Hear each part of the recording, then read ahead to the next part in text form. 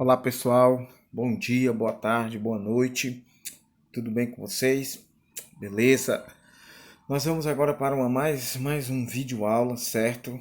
Da nossa disciplina de inglês do nosso Colégio Veras, ok? Nossa turminha aí do nono ano, Deus os abençoe.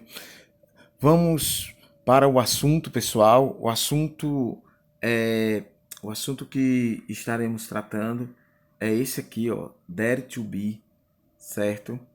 Que é o verbo haver, aqui em cima, verbo haver, no sentido de existir, certo? Isso aí é o verbo dare to be. No livro de vocês, no livro didático aí, você vai encontrar esse assunto exatamente na página de número 88, beleza? Então centraliza lá e aí vamos prosseguir aqui com o nosso aprendizado, certo? Bem, pessoal, conforme você vê aí, o verbo dare to be não é apenas to be, mas é dare to be, dare to be. Ele é o verbo haver no sentido de existir, ok? Primeiro vamos explicar a questão do to be, ok? Você lembra que o verbo to be, ele tem três formas no presente, certo? Am, are, is. E ele tem duas formas no passado, o was e o were, ok? Só que para o dare to be, você não usa o am. Para o dare to be, você não vai usar am, certo? Esse aqui você não vai usar. No dare to be, você vai usar are, is, was e were, ok? Conforme eu havia falado, ele é o verbo que dá o sentido das coisas que tem, que existe, certo? Então, observe, você coloca assim, ó. There is an apple. Tem que ser am, porque é o artigo indefinido. Você tem que ficar em, rapaz. Am apple, certo? Am apple on the table, ok?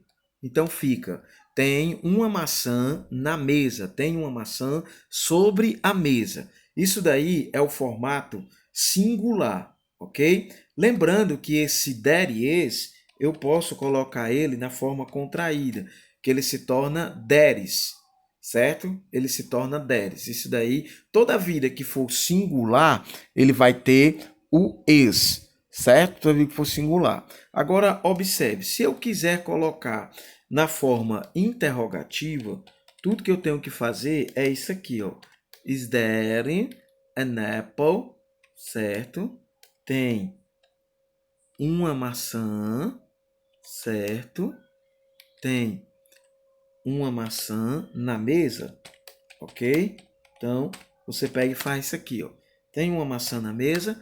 Is there an apple on the table? Tá? Então, você pega o to be e coloca na frente. Se você for colocar na forma negativa, você vai fazer isso aqui, ó. There is not, certo? Esse there is not, ele pode ser there isn't, ok? O there is not, ele pode também ser there isn't. Isso daí é a forma singular negativa, a forma singular interrogativa e a forma singular afirmativa que nós acabamos de ver, ok? Aqui por sequência, ó, você tem singular afirmativa, singular contraída, singular interrogativa e singular negativa e singular negativa contraída, certo? Se você for colocar no plural, você não vai mais usar is, você vai usar are, ok? There are. Só que como é no plural, você tem que usar alguma coisa que seja mais que um. Você não pode usar am, porque a e am é a tradução de um. Então você pode usar essa palavra aqui, ó. Many apples, certo? On the table. Tem algumas maçãs, tem muitas maçãs sobre a mesa, ou há muitas maçãs sobre a mesa. Então você pode tanto usar a tradução de tem, de há, certo? Como também a tradução de existe, ok? São essas as possíveis traduções que você pode usar para o dare to be, certo? Bem, prosseguindo aqui. No plural, você vai proceder da mesma forma. Se você quer fazer uma pergunta, então você vai fazer isso aqui, ó. Are there, certo? E aí você repete a frase, ok? Repete a frase toda e aí você já tem a frase na interrogativa, não esquecendo do ponto de interrogação, tá bom? Se você for colocar na forma negativa do plural, porque agora nós somos para o plural, tá? Aí você vai fazer isso aqui, ó. There are not, certo? Ou there aren't, certo? Isso daí é a forma negativa que você pode colocar para o plural, certo? Isso daí é a forma negativa, ok? Professor, e no passado? No passado, você vai fazer o seguinte, ó. O passado de is em to be vai ser o was. Então, se você quer colocar no passado singular, então vai ser there was, ok? Se você quiser colocar na negativa, você vai colocar there was not, certo? Ou você vai colocar there wasn't. Essa é a forma negativa do passado singular, certo? Então, você tem essas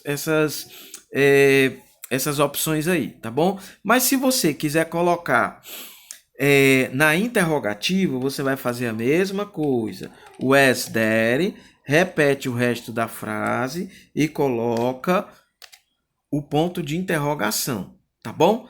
Pronto. Se for no plural, você só tem que lembrar o seguinte, ó, o plural de are vai ser igual a were, certo? O plural de are se torna were, ok? Então, se você quiser, aqui, ó, no caso aqui, você tem, como está no passado, você tem aqui o seguinte, ó, havia, tinha algumas maçãs sobre a mesa, certo? Tem maçã sobre a mesa quando estiver no presente. Mas no passado, você vai usar essas traduções, certo? Aí vai ficar o seguinte, ó. Se for afirmativa, você vai colocar there were, certo? Aí, many apples, ok? On the table. Tinha muitas maçãs sobre a mesa, ok? Se você for colocar na forma interrogativa, o procedimento é o mesmo. Você vai fazer isso aqui, ó. Were there. Repete a frase, certo? E coloca o ponto de interrogação. Se for na forma negativa, você vai colocar isso aqui, ó. There were not, certo? Ou você vai fazer na forma contraída, ok? Beleza? Então esse daí, pessoal, é o assunto do dare to be, tá bom? Espero que vocês tenham aprendido aí, depois a gente vai reforçando ainda mais, tá bom? Não deixem de consultar o livro, não deixem de assistir o vídeo, certo? E aí a gente vai aprofundando os nossos conhecimentos, certo, pessoal? Então você está vendo aí que nós acabamos de ver sobre o verbo dare to be. Ok? Nós vimos eles no singular, no plural, no passado e no presente. Ok? Então é isso daí, pessoal.